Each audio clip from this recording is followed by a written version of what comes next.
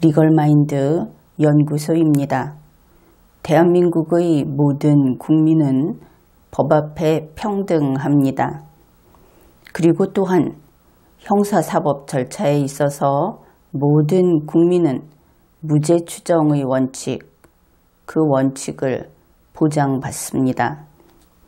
그런데 무죄 추정의 원칙, 이것이 언제까지 무죄라는 것인가? 일단 재판이 확정됐을 때 그때까지 무죄로 추정이 된다. 이것은 대부분 알고 있을 겁니다. 그런데 과연 이 무죄 추정의 원칙이라고 하는 것이 시종일관 정말 재판이 확정될 때까지 모든 형사사법 기관에게 있어서 이것이 지켜져야 하고 지키고 있는 것인가? 그 부분은 다소 불확실하게 여길 겁니다. 무죄 추정의 원칙이라고 하는 것은 피의자나 피고인을 무죄로 추정을 해야지 유죄로 추정하면 안 된다. 그러한 원칙입니다. 그런데 이것이 피의자일 때 그리고 피고인일 때 각각 이 원칙을 준수해야 하는 주체가 달라진다는 것을 알아야 하겠습니다. 보통 용의자라고 하는 그 전 단계가 있기는 하지만 대체로 수사는 피의자 단계에서 수사를 진행하죠. 그래서 수사를 하게 되면 이때 검찰이 지켜야 하는 것이 바로 이 무죄 추정의 원칙입니다. 검찰 수사의 원칙이 되는 것이죠. 그런데 검찰이 수사를 마치는 때가 언제인가? 물론 공소제기 이후에도 계속될 수는 있습니다. 그러나 원칙적으로 수사는 공소제기를 하는 그 단계까지, 그때까지 마쳐지고 또한 그 해당 국민은 피의자의 신분이 그때 끝나게 됩니다. 피고인으로 바뀌게 되는 것이죠. 그러면 여기에서 검찰이 무죄라고 추정을 해야 한다. 그러면 곰곰 생각해 보면 충돌이 생긴다는 것을 알게 될 겁니다. 도대체 무죄라고 생각하는 검사가 어떻게 유죄라고 하면서 공소제기를 할 수 있는 것인가? 이 점이 바로 문제의 어떤 해결 실마리라고 할 수 있습니다. 검찰은 수사를 해가면서 그 증거와 여러 가지를 맞춰가면서 이 정도 되면 이 사람은 유죄다. 이렇게 유죄의 심증을 굳히게 되었을 때 공소 제기를 하는 겁니다. 그렇다면 유죄의 심증을 굳힌 검사에게 당의 피의자를 무죄로 추정하라고 요구할 수 있을 것인가? 그것은 안 되겠죠. 그래서 피의자 단계에서 검찰은 무죄 추정을 그 원칙을 지키면서 수사를 하되 유죄의 심증을 굳혀서 이제 공소제기를 하겠다. 그래서 더 이상 피의자의 신분이 아니게 된다 하는 순간부터 검찰은 무죄 추정을 하지 않게 됩니다. 확정된 유죄의 심증을 굳힌 내용에 대해서는 더 이상 무죄 추정을 하지 않는 것이죠. 그러면 이것이 공소 제기가 되면 그 다음부터는 법원의 관할로 넘어가게 됩니다. 그러면 이때부터 그 해당 국민은 신분이 피고인으로 바뀌게 되죠. 피고인이 된 국민은 그때부터 법관으로부터 무죄 추정의 원칙을 보장받게 됩니다. 검사로부터는 아닌 것이죠. 그래서 이 법관은 유죄의 판결을 할 때까지, 그리고 일단은 유죄의 판결을 할 때까지 해당 법관이 재판 원칙으로서 무죄 추정을 하는 겁니다. 그러니 유죄로 추정을 하면 안 된다 하는 것이죠. 그렇게 해서 그것이 단심으로 끝이 나든 아니면은 또 계속 올라가서 결국 대법원이라든지 어떤 최종심에서 유죄가 확정이 되는 그 순간까지 모든 사람이 무죄 추정을 하는 것이 아니고 각 단계마다 무죄 추정은 한계가 지워져 있다. 그것을 알아야 하겠습니다. 그러면 검찰은 어떻게 유죄의 심증을 굳히게 될 것인가? 일단은 국민인 행위자가 어떤 행위를 합니다. 그것이 법으로 금지해 놓은 그러한 금지를 위반해서 그의 행위가 범죄 구성 요건에 해당이 된다. 이렇게 되어야 하겠죠. 그 다음에 증거에 의해서 그 결과가 행위자에게 책임을 물을 수 있게 된다.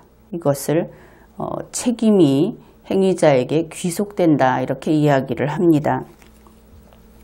그 단계에 이르게 되면 유죄의 심증을 굳히고 이제 더 이상 피의자가 아닌 피고인의 신분으로 그 신분의 변동을 일어나게 하는 것이죠. 그런데 수사관이 되었든 재판관이 되었든 이러한 대상자, 피의자나 피고인을 그러면 무엇을 보고 판단할 것인가? 흔히 생각할 때는 문서라든지 혹은 법정에서 직접 진술하는 내용이라든지 그것만을 가지고 판단한다고 생각할 수도 있습니다. 그러나 그것은 그렇지 않습니다. 수사관은 수사를 할 때, 재판관은 재판을 할 때 그 피의자나 피고인의 말과 행동, 그리고 심지어 안색의 변화, 혹은 그가 쓰는 어휘라든지 하는 그 모든 판단할 만한 가치가 있다 하는 모든 것들을 다 관찰하고 그리고 판단을 하는 겁니다. 그래서 어떤 사람이 유죄인 것 같다. 수사관이 이런 판단을 한다는 것은 그가 범죄자답게 행동을 하고 범죄자처럼 보이고 또 그것이 객관적인 증거로 확인이 되었다. 이런 경우 그렇게 보게 되겠죠. 우리가 사람을 볼 때 사람이 어떤 사람은 좀 거물급이다. 이런 이야기도 하고 그러니까 의지가 굳세다. 어떤 사람은 그렇지 않다. 이렇게 이야기를 합니다.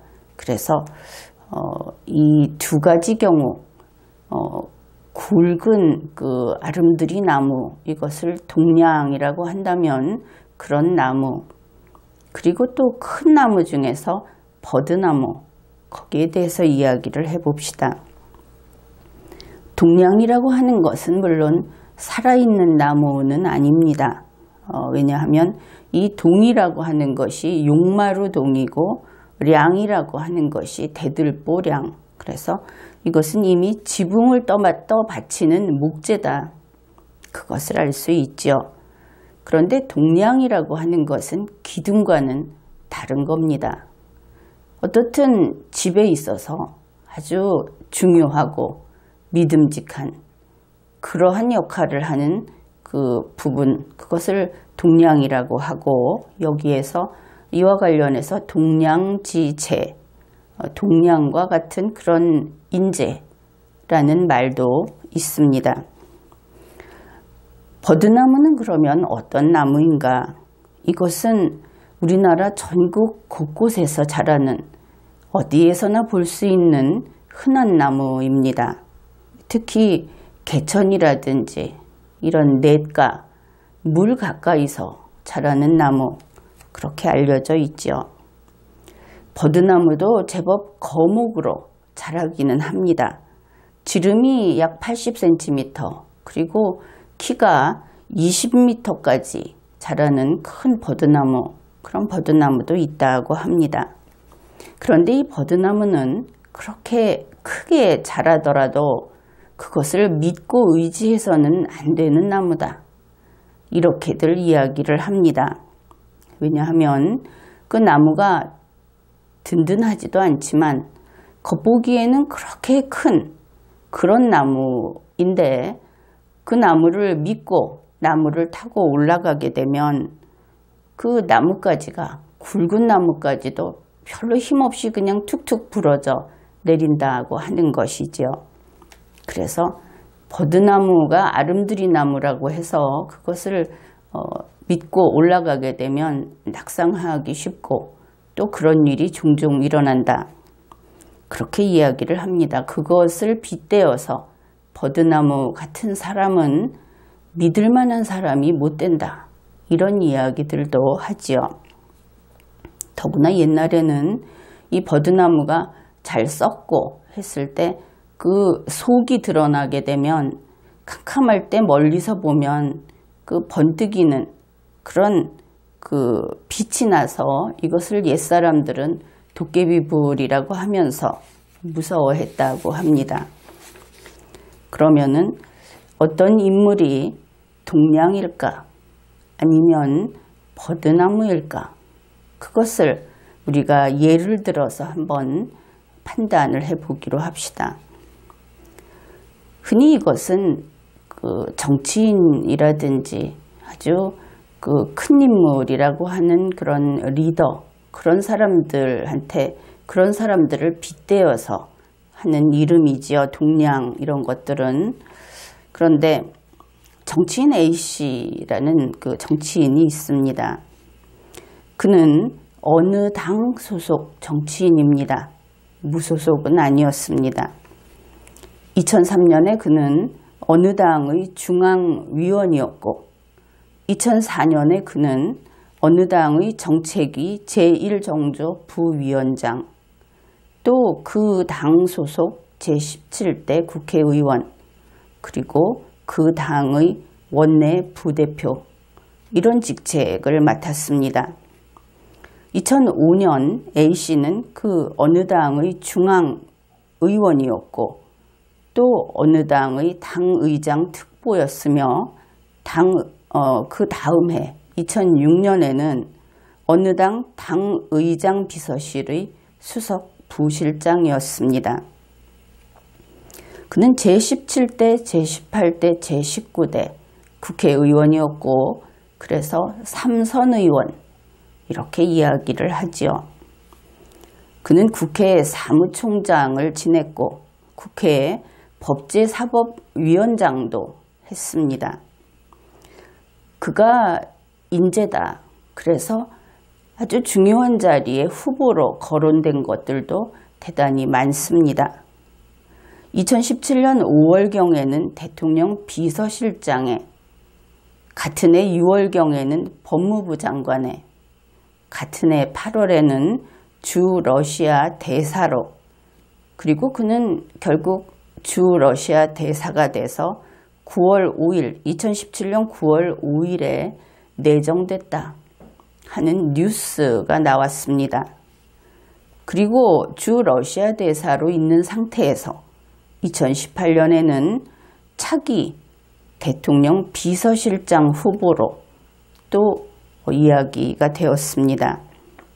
이렇게 보면 정치인 A씨는 확실히 동냥처럼 보입니다. 그런데 사람을 가리켜서 동냥지제라고 할 때는 그가 어떤 직책들을 맡아왔는가, 그의 경력이 어떠한가, 그것만이 아니고 거기에 핵심은 그 사람에게 리더십이 있고 그리고 그 사람의 두뇌가 우수하다. 그래서 그가 어떤 일을 새로 맡게 됐을 때 그 국가 전체에 혹은 그 사회 전체에 더 나은 그런 결과를 가져올 사람이다. 이럴 때 동냥지제라고 이야기를 합니다. 사람이 두뇌가 우수하다 하는 것은 우리 한국에서 전통적으로 인품이 좋다, 인성이 좋다 하는 것하고 일맥상통하는 이야기라는 것을 알아야 하겠습니다. 왜냐하면 서양에서, 그리고 오늘날에는 우리나라도 마찬가지인데, 두뇌가 우수하다 하는 것은 이 과학의 시대에 과학을 가장 믿을 만한 약속, 논리적인 것으로 받아들인 오늘날의 법을 지키는 능력인 리걸마인드가 있다. 논리적 능력이 뛰어나다 하는 이런 것들이 우수함의 기준이고, 그것은 인품이 바르고 또 인성이 논리적으로 자기 개인을 위해서 세상사를 비틀어버리는 그런 것이 아닌 논리적인 사람일 때 이런 것들을 다 충족시킨다. 그래서 두뇌가 우수하다 하는 것이 결국은 인품과 인성이 그 속에 포함이 되는 평가다. 그것을 알아야 하겠습니다. 이 정치인 A씨는 동량처럼 보이는데 그가 과연 이렇게 두뇌가 우수한가? 우리식으로 전통적으로 이야기를 해서 인성이 좋은 사람인가? 그것은 아직 나타나 있지 않습니다.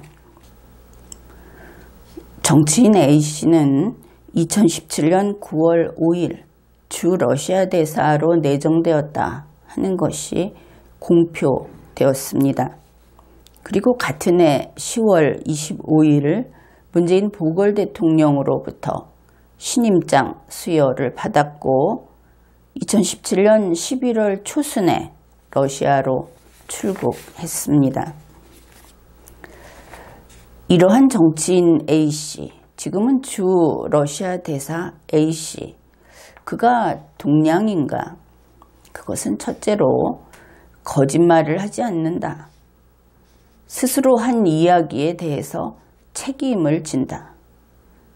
이것이 첫 번째 우리가 파악할 수 있는 기준이 될 겁니다. 다시 말해서 일구이연하면 안 된다 하는 것이죠. A씨는 이런 이야기를 했습니다. 주 러시아 대사 내정자 시절에, 그러니까 이 내정자 시절이라고 하는 것은 러시아 대사로 내정이 되고, 다시 말해서 인사검증이 이미 끝난 시점을 가리킵니다. 그러니까 2017년 9월 5일부터 신임장을 수여받은 10월 25일까지, 왜냐하면 신임장을 받은 이후에는 내정자가 아닐 것이니까 그렇게 됩니다. 그 시절에 B씨에게서, 이 B씨라는 사람은 청와대의 인사추천위원장입니다. 그러니 이 사람이 인사검증을 총괄하는 사람이고, 러시아 대사 정도라고 한다면 직접 챙겼을 것이다. 그것을 알 수 있습니다.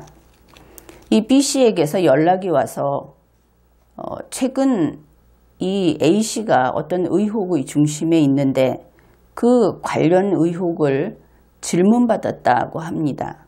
그리고 거기에 대해서 자기 자신이 입장을 밝힌 바 있다. 이것이 2018년 12월 15일 SBS에서 보도되었습니다. 그러면 B씨에게서 연락이 와서 해당 의혹에 대해서 두 사람이 이야기를 했구나. 이것을 알 수 있죠. 그런데 A씨는 2018년 12월 17일, 이틀 후쯤 되는데 조선일보에서 이렇게 이야기를 했다고 합니다. 러시아 대사로 내정된 뒤에 동일하게 내정되고 인사검증이 다 끝난, 앞에서 한 이야기하고 똑같이 2017년 9월 5일부터 10월 25일까지 사이인 것을 알 수 있습니다. 바로 그 기간에 B씨에게서 축하 전화를 받았다. 그냥 안부에 가까운 말만 들었다. 관련 의혹을 물어본 것과 안부를 묻는 것은 동일한 것이 아니죠. 전혀 다른 것입니다. 그래서 A씨 스스로 인사 과정에서 이런저런 검증이 있었다고 하자 B씨가 오히려 그런 일이 있었느냐는 말만 했다. 그랬습니다. 그러면 전화가 온 것은 2017년 9월 5일에서 10월 25일 사이인데 인사 과정에 있었던 이 일이라고 하는 것은 2017년 8월에 있었던 일을 이야기했다. 그때 이런저런 검증이 있었다고 했다. 그런 것이지요. 그런데 이 B씨는 인사추천위원장입니다. 인사 검증 과정에서 있었던 일을 몰랐다. 모르면서 이 사람이 내정이 되고 결국 그렇게 대사로 가게 되었다. 그렇다면 인사추천위원장은 중대한 임무 해태를 한 것이지요. 그래서 이 부분에 대해서 만일 이 두 번의 진술이 동일한 참된 내용이다 이렇게 이야기를 한다면 B씨에게는 엄중한 책임을 물어야 하겠다. 그것과 별도로 이 A씨가 12월 15일에 한 이야기와 12월 17일에 한 이야기는 양립이 불가하다. 동시에 전화를 해서 특정 주제에 대해서 대화를 했으면서 그와 동시에 전화를 해서 특정 주제에 대해서 전혀 이야기를 하지 않았다 하는 것은 당연히 양립 불가하게 됩니다. A씨는 또 B씨와 검증 과정에서도 일체 연락을 한 바가 없다. 역시 2018년 12월 17일 언론과 인터뷰에서 이렇게 밝혔습니다. 검증 과정이라고 하는 것은 2017년 8월을 가리킵니다. 물론 B씨와 2017년 8월에 일체 연락을 하지 않았을 수도 있습니다. 그러나 인사추천위원장이 러시아 대사, 그러니 4강 대사에 들어가는 이 인사 검증을 하는데 일체 연락을 하지 않았다. 전혀 관여하지 않았다고 한다면 B씨 스스로 아주 강하고 엄중하게 지금까지 유례 없이 철저히 인사검증을 하겠다고 발표했던 그러한 발표가 허위로 되어버리죠. 그래서 그런 경우라고 한다면 역시 이것을 사실이다 하는 것을 확인한 후에 B씨에게 책임을 물어야 할 겁니다. 임무해태 책임을 물어야 하겠죠. 어떻든 이상해서 정치인 A씨는 자기 스스로 몇 차례 공개 발언을 하면서 양립될 수 없는 말을 했습니다. 일구이연을 한 것이지요. 그래서 A씨는 동량이라고 보기는 어렵다. 그리고 결국 그는 동량처럼 보인 버드나무였다. 이것을 알 수 있습니다. 그런데 이와 같이 자기 스스로 한 말을 부정하는, 충돌하는 공개 발언을 하는 이러한 사람, 그런 사람에 대해서는 바로 이 순간에 만일 그에게 혐의가 있다고 한다면 무죄 추정이 깨어진다 하는 것을 알아야 하겠습니다. 그는 오후 3시 비행기로 출국을 했다고 합니다. 러시아로. 그래서 그가 오후 3시에 떠날 것이다 하는 것을 믿고 상식적으로 적절한 시간대에 취재진들이 공항에서 기다렸다고 합니다. 그런데 그는 출발 시간보다 3시간이나 전인 오전 10시에 공항에 왔고, 그리고 신문이 보도한 바에 따르면 귀를 덮는 카키색 벙거지 모자를 눌러쓰고 왔다 그랬습니다. 결국 동량처럼 보이던 버드나무가 이제는 변장을 하고 취재진을 따돌리기 시도를 했다. 이렇게 국민들이 인식을 하게 되었죠. 이것은 외교관의 출국이 아니라 국외 도망자, 용의자의 출국이다. 국민들은 이렇게 이야기를 하고 있습니다. 바로 이 정도에 이르게 된다고 한다면 혐의를 받고 있는 A씨라고 가정을 했을 때 이때는 무죄 추정이 깨어졌다. 이렇게 볼 수 있는 겁니다. 바로 이런 경우에는 체포라고 하는 강제 수사를 개시할 수 있는 바로 그 순간이 된 것이죠. 이번 회에는 여기까지 하겠습니다.